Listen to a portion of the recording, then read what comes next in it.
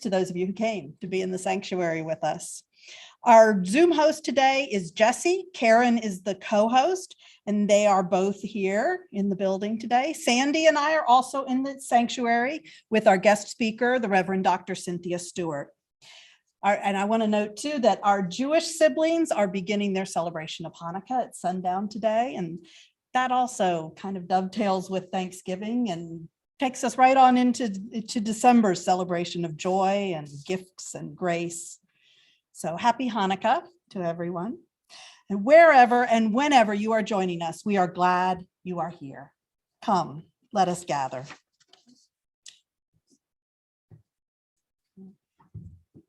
Celebrating that our place of worship is wide, stretching from this sanctuary to the spaces from which many of you are joining us right now through technology. Sandy will light our chalice as I read our opening words, written by William Schultz. Come into this place of peace and let its silence heal your spirit. Come into this place of memory and let its history warm your soul. Come into this place of prophecy and power and let its vision change your heart. This congregation's covenant brings to mind warmth, wisdom, and truth. Please join me in reading it with me if you are so moved. We covenant together to make a welcoming community, to walk together in the way of truth and love, to seek the life of the Spirit as it is known by each person, to support each other in thought, word, and deed as we work to build a better world. Today's opening hymn is number 1010, We Give Thanks, performed by the Orange Coast Unitarian Universalist Choir. If you are on Zoom, we hope that you will sing along. If you're here in the sanctuary, our policy doesn't allow us to sing, but I do invite you to take your choice of saying the words along with us or humming the tune along with us. So please join number 1010, We Give Thanks.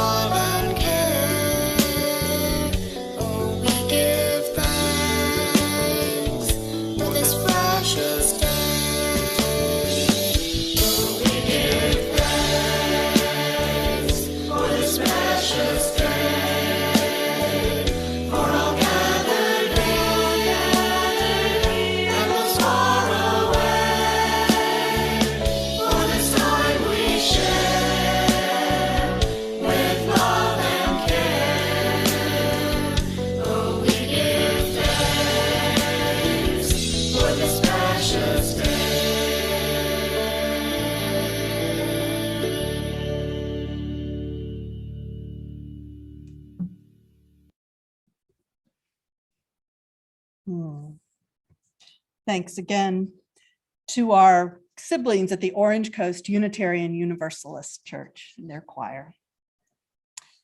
Our story this morning comes from a collection of Muslim stories from all around the world. And for those of you here, this is what it looks like. And I wanted to share just a little bit.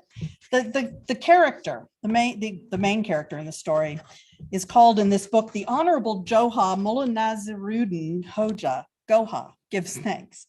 Well, he's not, gives thanks is the rest of the title of the story, but all the rest of that is his name. And this is because this is a really common character in Muslim stories all over the world. And he's called by different versions of that name in different places. This particular story, people who've put together this book say came from Egypt, where Goha is claimed as a local Egyptian-born folk figure, but there's good scholarly evidence that Johar really started maybe on the Arabian Peninsula before Goha appeared in Egypt, but we don't really know. What we do know is that the Honorable Johar or Mullah Nasruddin or Goha shows up in Muslim stories all over the world. And he's both wise and funny, and clever, sometimes playful, sometimes a little bit of a wise fool figure.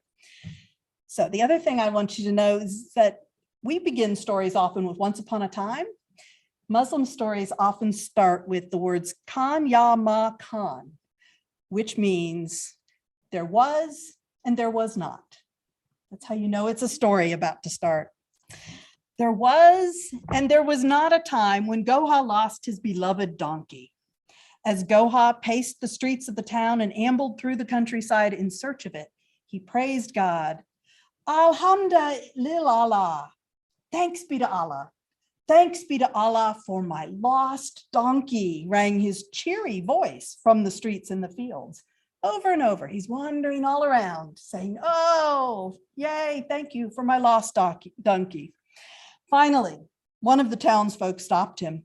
Goha, why would you thank God for a lost donkey? Goha smiled. If I had been riding that donkey, I too would now be lost. Thanks be to God, it is only my donkey unable to find his way home. And here ends my story, our story. This month, our Share the Plate partner is the Tennessee Equality Project. The Tennessee Equality Project Foundation provides educational and awareness programming in Tennessee to advance the inclusion and equality of gay, lesbian, bisexual, and transgender people in our state. They monitor and analyze state legislation related to the LGBTQ community, conduct voter registration, advocacy training, sensitivity training, and much, much work against bullying. They also educate the public about state preemption of local government. The TEP Foundation also maintains lists of mental health care providers in Tennessee who provide affirmative services to all their patients and do not discriminate based on sexual orientation or gender identity or expression.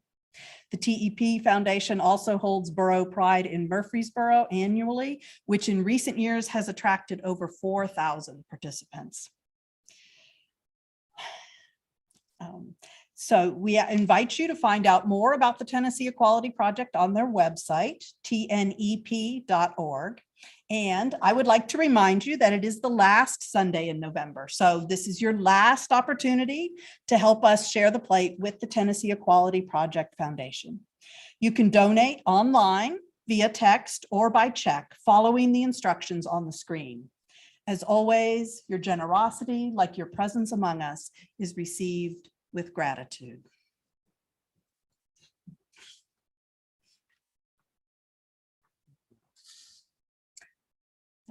Today, it is a joy for all of us to welcome the Reverend Dr. Cynthia Stewart to our pulpit. It's a special joy for me because I have been grateful to call Reverend Cynthia a friend for a long, long time. Many of you also know Reverend Cynthia, as she is a UU community minister affiliated with our congregation. Reverend Dr. Cynthia Stewart holds a PhD in religion from Vanderbilt University and is taught in a number of academic settings, currently for the United Church of Christ affiliated Chicago Theological Seminary. A former hospital chaplain and volunteer prison chaplain, Reverend Cynthia currently works for a local prison ministry, helping those leaving incarceration with housing and services. Her sermon this morning is entitled, Thank You for Everything. Please join me in welcoming Reverend Cynthia.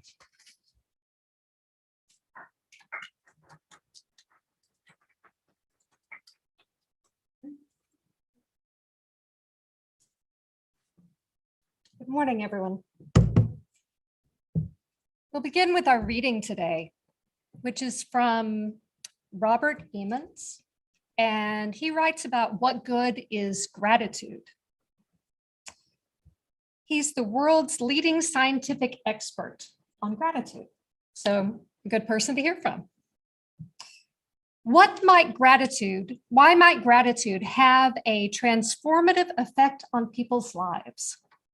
I think there are several important reasons, but I want to highlight 4 in particular. Number 1, gratitude allows us to celebrate the present. It magnifies positive emotions. Research on gratitude on emotion shows that positive emotions wear off quickly. Our emotional systems like newness, novelty, change. We adapt to positive life circumstances so that before too long, the new car, the new spouse, the new house, they don't feel so new and exciting anymore. But gratitude makes us appreciate the value of something. And when we appreciate the value of something, we extract more benefit from it. We're less likely to take it for granted. In effect, I think gratitude allows us to participate more in life. We're less likely to take it for granted. We celebrate its goodness. Number 2, gratitude blocks toxic negative emotions. Emotions such as envy, resentment, regret that can destroy our happiness. There's even recent evidence showing that gratitude can reduce the frequency and duration of depression. Number 3, grateful people are more stress resistant. Anybody got stress around here? No. There are a number of studies showing that in the face of serious trauma, adversity, and even suffering, if people have a grateful disposition, they'll recover more quickly. I believe gratitude gives people a perspective from which they can interpret negative life events and help them guard against post-traumatic stress and lasting anxiety. Number 4, grateful people have a higher sense of self-worth. I think that's because when you're grateful, you have the sense that someone is looking out for you. Someone else has provided for your well-being, or you have noticed that a network of relationships is around you, past and present, people who are responsible for helping you to get where you are right now. Once you start to recognize the contributions that other people have made to your life, once you realize that other people have seen the value in you, you can transform the way that you see yourself. And thus ends our reading from Dr. Emmons.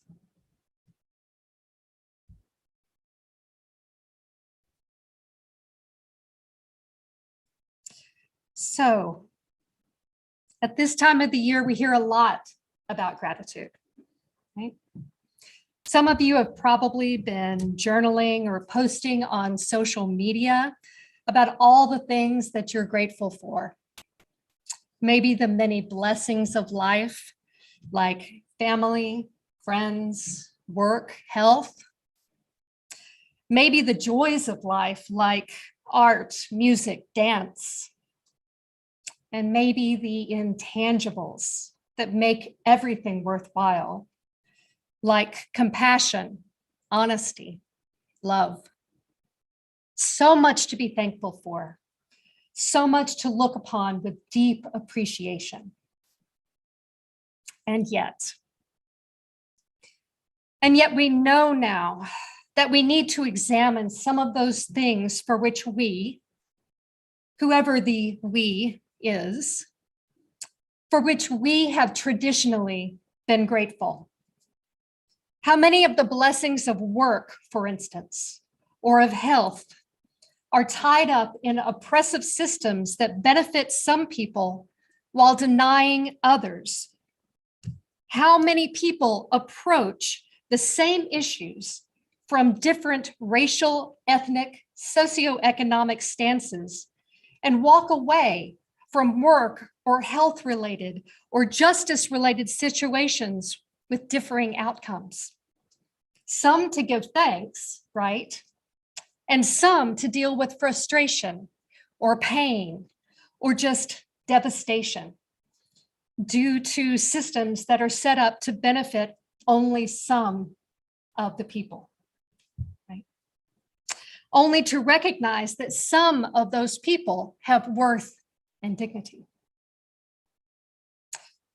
We give thanks for the verdict of a trial that holds guilty those who murdered Ahmaud Arbery, killed while simply out running for exercise, and mourn Ahmaud and all the other young Black men and women killed in a system that insidiously instills racial fear and aggression and does not hold those in dominant positions liable when they enact that fear and aggression in violent ways.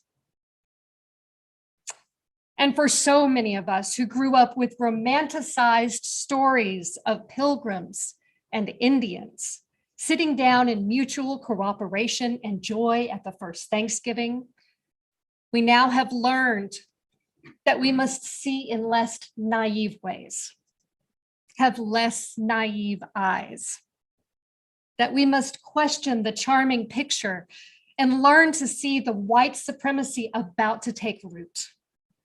An Indigenous population at the beginning of a relationship that is set to betray them again and again, kill them time and again. We learn to see through the myth to the harsher reality, both in that time and in our own. And yet that doesn't mean that we need to let go of our sense of gratitude and thanksgiving. In fact, maybe it means that we need to increase those very needful emotions. Because instead of looking out with rosy glasses that wash out these hardships of life, this pain and this sorrow,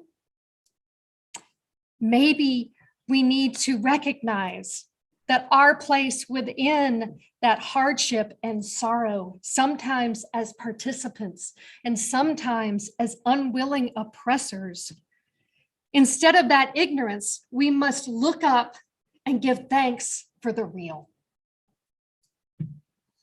We must give thanks for people marching in the streets to protest racial oppression and police brutality, for healthcare workers who keep showing up when they're so worn out that they're worn to the bone, physically and mentally, for scientists fighting climate change with their research and writing and advocacy, for farmers and harvesters and truck drivers and grocery store workers who didn't stay home in the midst of a pandemic because people still need to eat.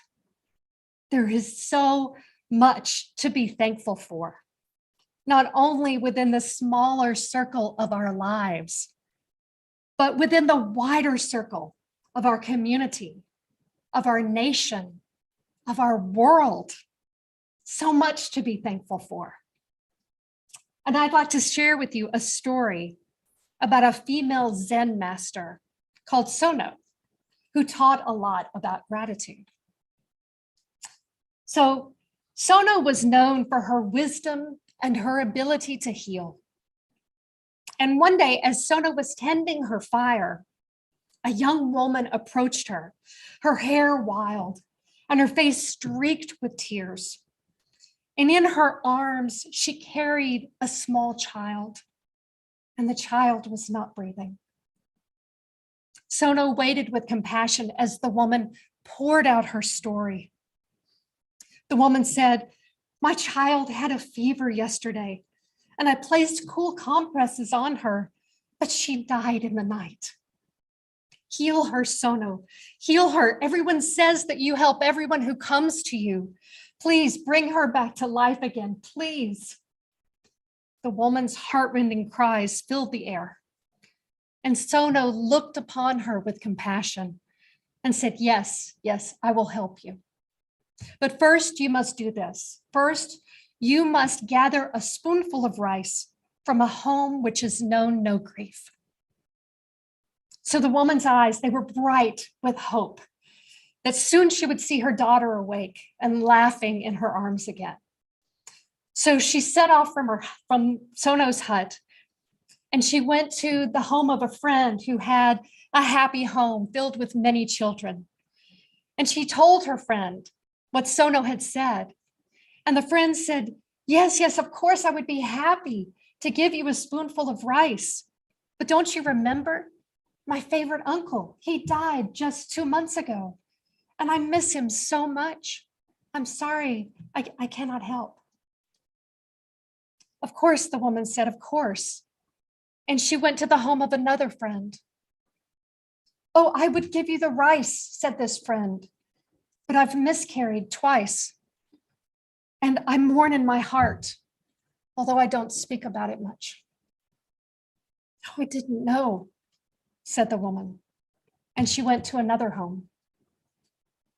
And she encountered grief after grief, old and new, some that she had known about and some that she hadn't. A mother, a brother, a child, a friend, a wife, a grandparent. Eventually, she'd been to every home in her village, and all of them had been touched by grief. Realizing that death and grief are the lot of humans, the woman went back to Sono, and she told her what she had found. This is what you wanted me to learn, the woman said. Not only this, Sono said.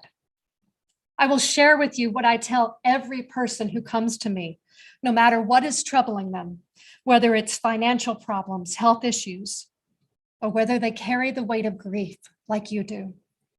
It is this. I teach them to say, thank you for everything. I have no complaint whatsoever. This will help you carry the burden of grief. And this will help you learn to lay it down. And the woman did this. As each pang of grief threatened to overwhelm her, she said, thank you for everything. I have no complaint whatsoever. And it helped her carry the grief. And it helped her put it down and continue to miss her daughter, and eventually to feel joy. You may have heard this story of Sono before. It makes its way around UU circles. And generally, we use it to talk about grief and the human condition.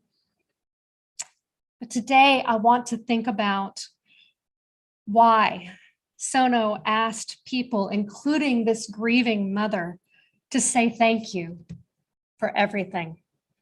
Is everything really, really supposed to mean everything?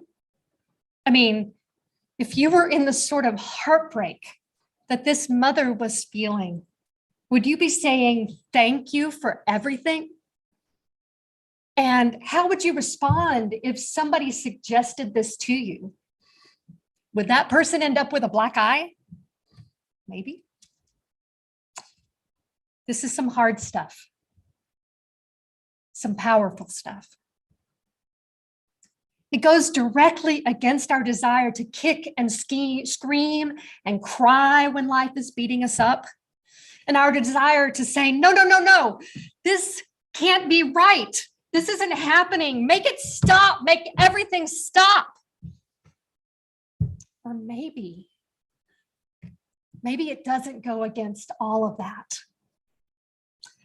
Maybe people come to thank you for everything after they've been through, this isn't right, this can't be happening. And it's done the work of expressing all of that pain and frustration and anger. But it hasn't changed anything. After they've tried the kicking and screaming and they've got no relief.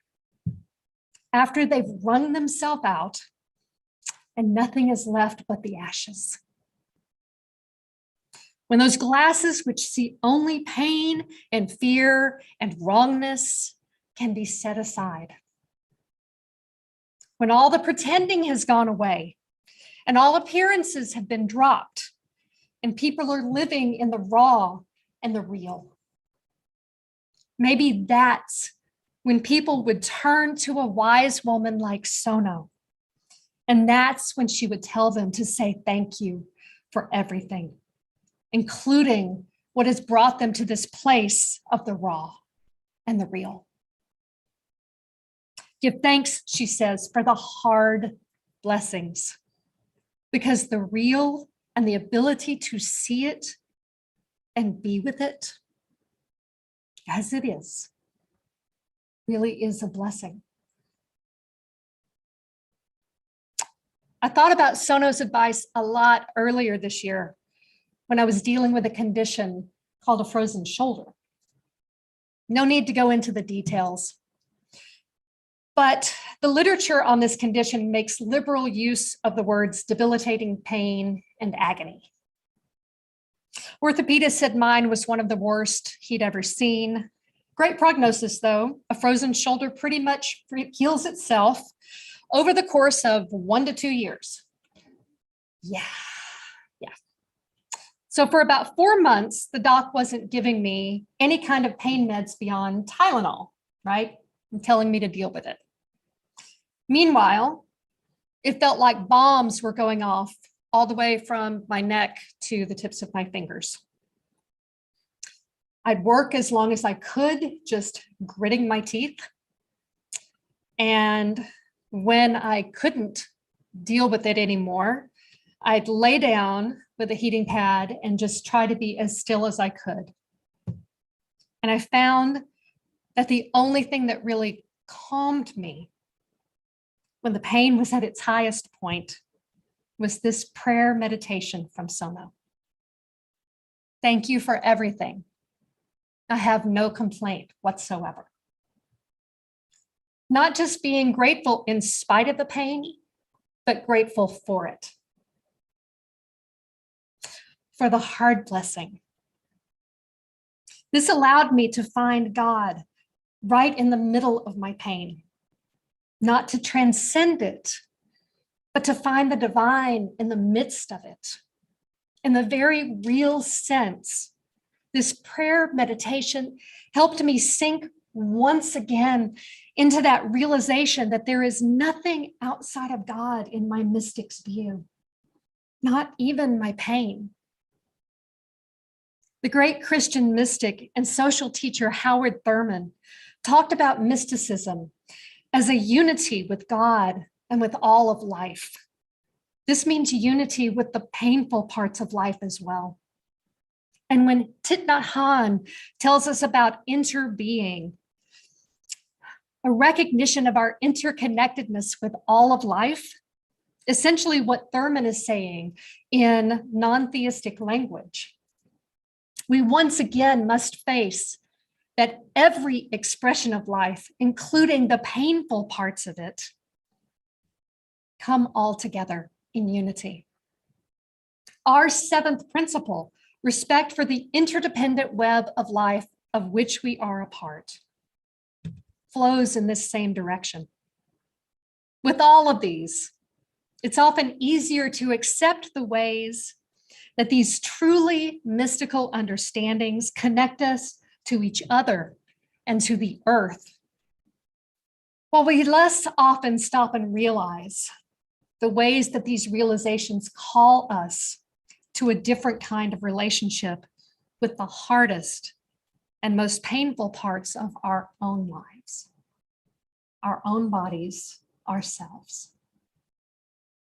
Now, certainly, a pain in a shoulder is nothing like losing a person you love, a child.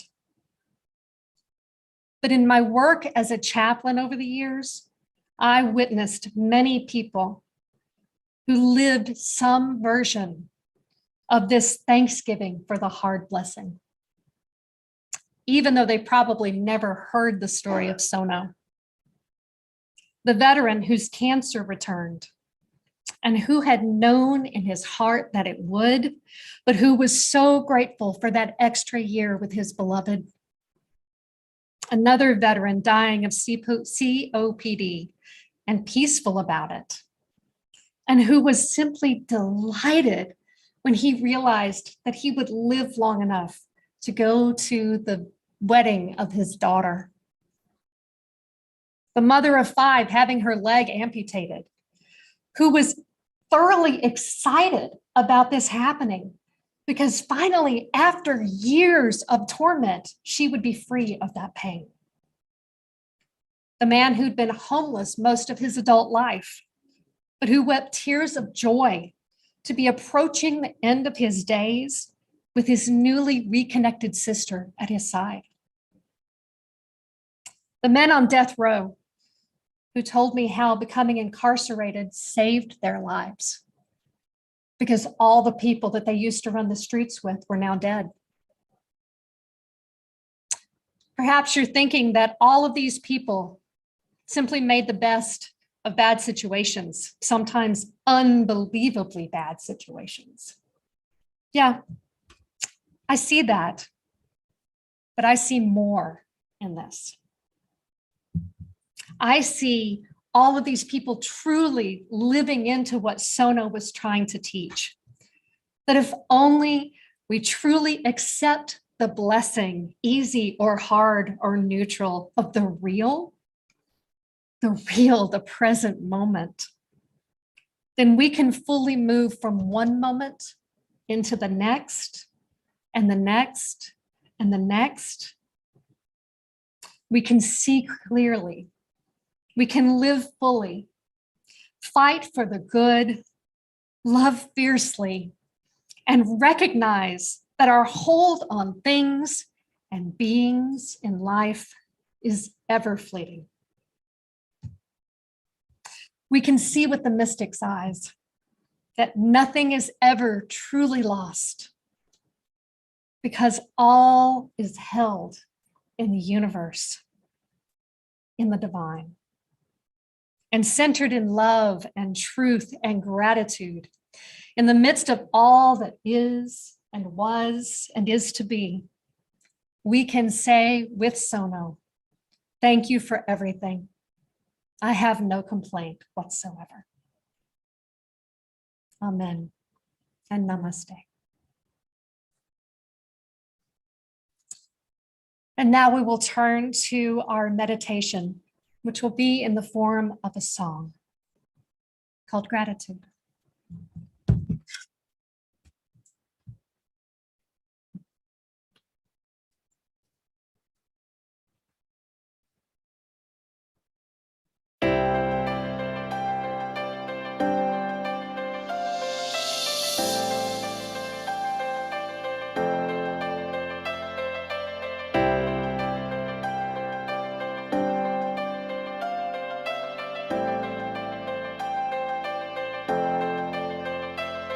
You're my life, you're my breath, you're a smile, you're my guest. You're the earth, you're the sun, you're the grass, you are love. You're my hands, you're a bug, you're my eyes, you're a hug. You're the light in the dark, you're the spark, you are fun. You're my mom, you are water, you're the stars, you're my daughter. You're my friend till the end, you're my dreams, you're my father. You're the ants on the ground, the miracles that surround. I'm feeling it all around, the hemisphere in the clouds. You're my pain, you're my sorrow, you're my hope for tomorrow. You're the strength when I'm hollow, you're the path that I follow. You're the blessings that exist, the small things that are bliss. The gift to realize that everything all that is a gift. I am, all that I see, all that I've been and all that I'll ever be is a blessing.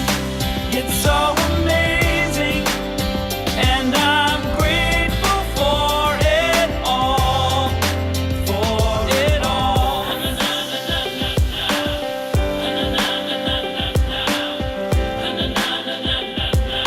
Grateful for it You're the all. blessings every time I try to count. You're the lessons that I learn every time I turn around. You're the water when I'm burned every time I think I found everything I'm looking for. You're the sign saying stop to take a bow and keep moving forward and start looking towards your heart. It'll open all the doors and only then you'll start to hear the world singing chorus with your mind and heart. Aligned in purpose, everything All will feel that I gorgeous. am, all that I see, all that I've been and all that I'll ever be is a blessing. It's so amazing, and I'm grateful for it I sit and pray, cause what I have is more than I deserve or could ever imagine. How do I give back to all of this magic and spread the love so everybody can have it? Doesn't matter if I'm rich or poor, if I got a family or if I'm all alone. Bad things happen, I can just complain and moan, but there's a million things that I can be grateful for. So I lift up my hands now, and I open my heart, and my gratitude goes out to everything near and far. All that I am, Everything I am and everything I see, everything I hope and everything I dream, everything I feel and everything I be. I look deep down and feel all the blessings. Everything I am and everything I see, everything I hope and everything I dream, everything I feel and everything I be. I'm grateful for it all. It's amazing. Everything I am and everything I see, everything I hope and everything I dream, everything I feel and everything I be. I look deep down and feel all the blessings. Everything I am and everything I see, everything I hope and everything I dream, everything I feel and everything I be. I'm grateful for it all. It's amazing.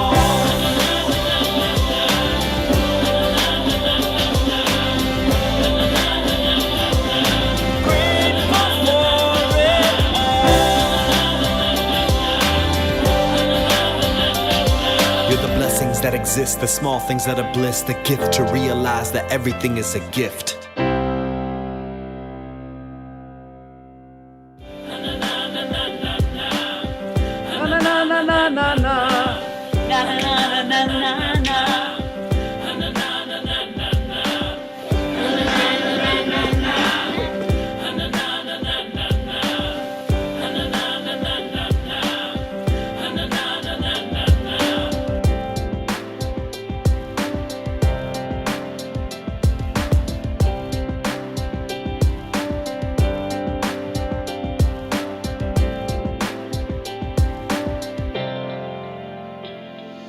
Wait, one more. This is for y'all. all that I am. All that I've been. It's a blessing. It's so amazing. I am grateful for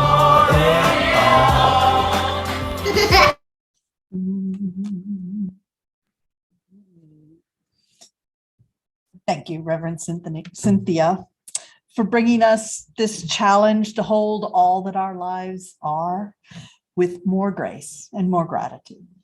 We are grateful for your ministry to us and to those in the wider community. We've come now to our time to celebrate joys and concerns. For those of you joining us on YouTube, thank you. We hope you'll join us again soon. Jesse, if you could please